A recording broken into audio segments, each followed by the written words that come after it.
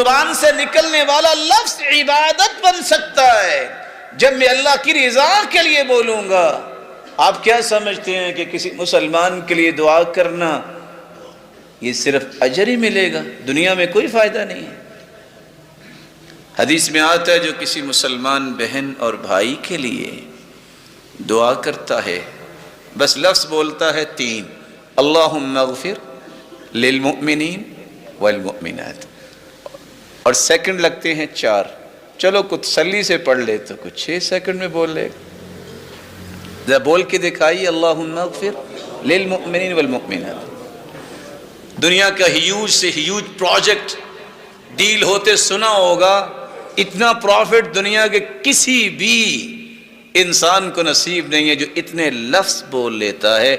جب سے کائنات بنی ہے، جب قیامت آئے گی، اس دوران جتنے بھی مومن مرد تھے اور ہیں اور ہوں گے اور مومنہ عورتیں جتنی تعداد میں ہوں گے، اتنے 3 حرف 6 سیکنڈ میں بولنے سے اللہ اتنی تعداد میں نیکیاں اس کے نام اعمال میں لکھ دیتے۔ یہ تو آخرت کی بات ہوگی نا۔ حدیث میں آتا ہے دعوت المرء المسلم بظہر الغیب مستجابہ عند رأسه ملک موکل به یقول آمین ولک بمثل۔ ادھر یہ دعا کرتا ہے یا اللہ میرے فلاں بھائی کو صحت دے دے، اللہ میرے فلاں رشتہ دار کے لیے مہربانی فرما، وہ پریشان ہے اس کی پریشانی دور فرما، اپنے لیے، والدین کے لیے، بہن بھائیوں کے لیے، اولاد کے لیے، رشتہ داروں کے لیے، تعلق والوں کے لیے۔ یہ دعا کرنا کوئی معمولی بات نہیں ہے۔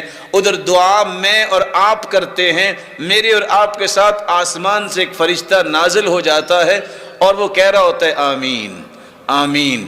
جب دعا ختم ہوتی ہے تو ساتھ ہی کہتے ہیں یا اللہ اس کی دعا پہ تو میں نے بھی آمین کہہ دی، یا اللہ یہ ساری دعائیں اس کے لیے بھی قبول فرما۔